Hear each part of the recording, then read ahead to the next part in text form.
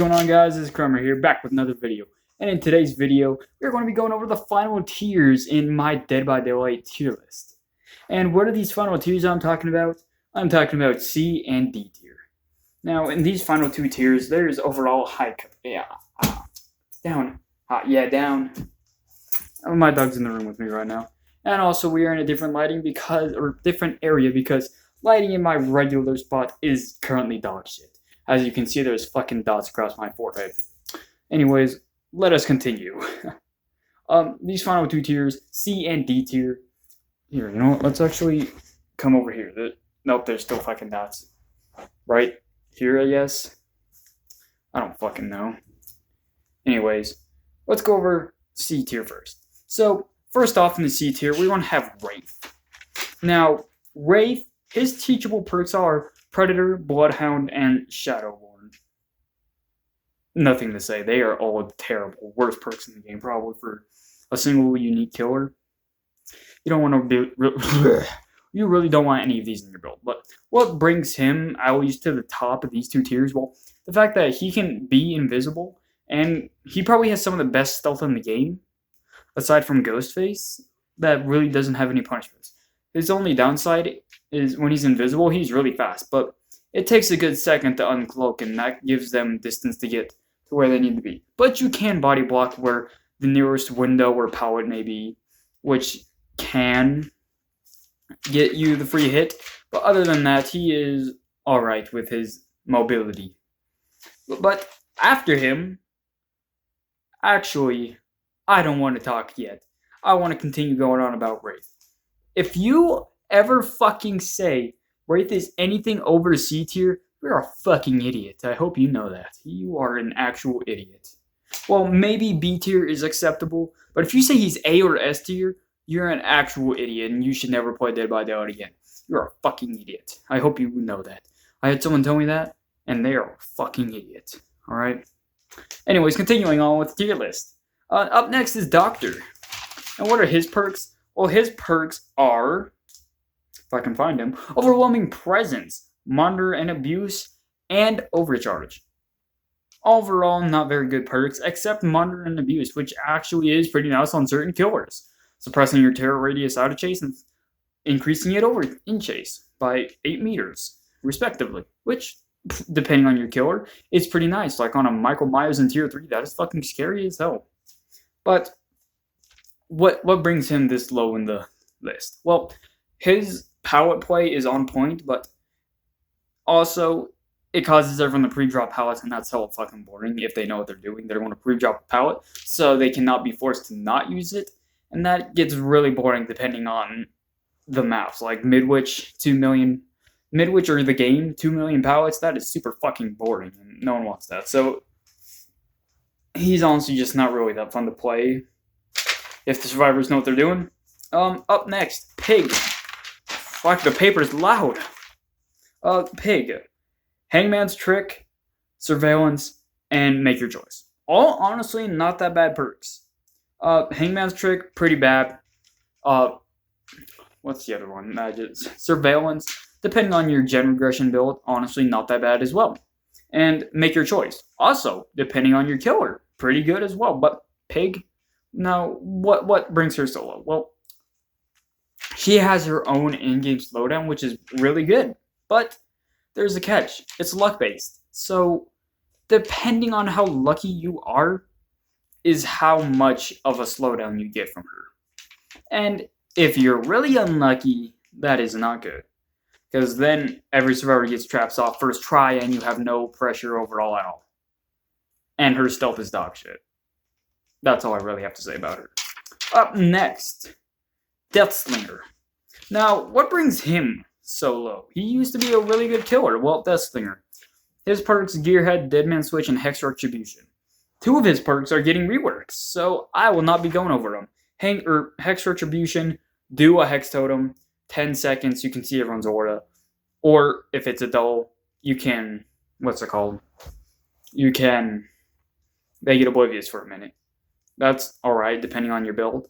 But his power, well, what made him strong was the fact that he can ADS within a split second and basically quickscope everyone. Fucking Call of Duty style. But now they've added a cooldown for that, and now it takes a good second, and he's an old piece of shit. What, there he goes. So this is him holding the weapon. He's not fast. He doesn't go, whoa. He doesn't instantly shoot you. See? She fucking knows what I'm talking about. Oh, fuck. Anyways, yeah, he just not as good as he used to be, which really dropped him down. Anyways, lastly in the C tier, in my opinion at least, is Clown. Now, what are his perks? Ho ho ho ho, that's where it's fun. Bamboozle, Claustrophobia, and Pop Goes the Weasel. All of these are really, really strong perks, except Claustrophobia, that one we don't talk about. Pop Goes the Weasel, super fucking meta perk. Hook someone, 45 seconds, kick a generator, 45 or 25% gone. That is powerful. Bamboozle, vault a window, and it is blocked for a certain amount of time. Also really powerful, depending on your killer, and how they play against windows, like Bubba. And Hillbilly, those two of them that really struggle with windows. No more windows for survivors. But what brings Clown so low? Well, his bottles, the yellow ones speed anyone up, purple ones slow down survivors. You're really never going to be using the yellow bottles, so why do they even exist? And purple bottles, you just throw it, they slow down 5%, no, 15%, I don't know, whichever percentage it is, and then you go in, get the hit, then they speed off, and the same fucking thing. He plays pallets decently well, but it's nothing to write home about. He plays pallets basically the same way Freddy does. You place it at the apex, and then, you know, it's just very boring, not very interactive gameplay from killer or survivor. And it's just not as good as it could have been, or what behavior could be doing with the killer. Now we're going on to the final tier of this list. That is the D tier, the end-all be-all of dog shit. Firstly, we have Trapper, the original killer. What are his perks? Agitation, brutal strength, and unnerving presence. Now, unnerving presence, we don't talk about it, it's pretty bad. Brutal strength, well, destroy everything 20% faster. That it'll save you a split second, but not too much about it either. Agitation. Now with the artist's new perk, Scourge Hook, Pain Resonance. I found out what the name was. Because on the list, let's see, artist. Yeah, I didn't even put the name for it. Oh well. Pain Resonance, that's the name. Anyways, Agitation. Pain Resonance, those two go perfect together. You have Agitation on, halfway across the map, and there's a Scourge Hook. You still get to that because of the 20% or however faster you go with the survivor with Agitation. But the Trapper, what brings him so low? Well, he needs prep time, and on top of that, survivors can disarm his traps with no punishment, other than you know their location, but that's no shit. But that's just really stupid, and overall, he only can carry 2 traps at a time without add-ons, which that is better than it used to be, but overall, other than his traps that can be disarmed, he is literally a basic killer. And I literally mean that he has nothing going for him other than his traps that you can disarm with no punishment. And, well, depending on how you use them, depending on if you place them in very annoying spots that many people you're going to be chasing into, that can be a different story. But, you know, dead hard through of a trap, you're done. Easy. Up next, Michael Myers or The Shape. Now, what brings him so low? Well, first of all, let's go over his perks. Save the best for last, play with your food, and Dying Light. Dying Light, it's just weird. No one runs that because they think it's good. Play with your food, chase the obsession, lose chase, you get a stack. And you go 3% faster. Not bad, but you lose it. You lose it when you swing, whether it's a miss or a hit, it doesn't matter. Now, save the best for last. That is the better perk I think he has. There we go. Now you can see more of it. Whoa! Hit someone on the obsession and get up to a max of 8 stacks. And each of these stacks is a 5% bonus to your cooldown when your wiping animation when you successfully hit someone.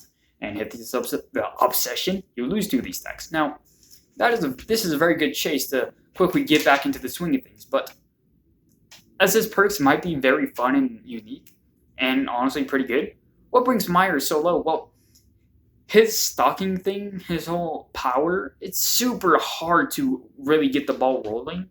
Every personal experience, every Meyer I've played against, they always get their first tier 3 at 2 generators. And that's fucking ridiculous. Even with or without add-ons, they're always somehow getting it with 2 generators left. And that's 2 whole generators that's 4 generators they have left to patrol. And that's just fucking stupid. Why does it take so long for someone who doesn't need prep time to get their power going like that? Tier 1's already a nightmare. It's even worse to get into tier 3 where you're actually good. It's not a good combo. And last but not least, my opinion on the personal worst killer in the game, the Legion. What are his perks, might you say? Ask, whatever. His perks are if Discordance, Magritte, Iron Maiden. Discordance is the only one that you really want to get and run on different people, maybe, depending on what your build is. But the Legion, his only power is keeping you injured. And unlike the Plague, he doesn't have any, she, whatever, they don't have any fucking insta-down power. He only keeps you injured. That's it. He has no insta-down ability for healing or anything. He can just stab multiple people and apply Deep Wound. That's all he can do. That is all. Other than that, just like Trapper, except he doesn't have map pressure. He has nothing going for him other than he will keep you injured. And so that makes chases a tiny bit shorter after he hits you. And if Survivor is spread out, you're not going to use your power effectively at all. So he basically has no power if the Survivors are playing good. That is stupid. And without add-ons, he literally can't do shit to a single Survivor other than basic M1 attacks. That is fucking ridiculous. But before I lose my mind ranting about how bad Legion's overall power is, or Michael Myers tearing up, or how bad the Trapper's power can be outside of Chase, I think I'm going to end the video now before I have a fucking mental breakdown because of how stupid these powers can be. Anyways, I'll be doing it for the end of the video, like I was trying to get to. I hope you all have an amazing day. Share with some friends. Maybe that'll do my channel a lot of good things, as I will get more popular, and thus you can watch more retardedness from me. Uh-oh, I'm canceled. Better run. See you.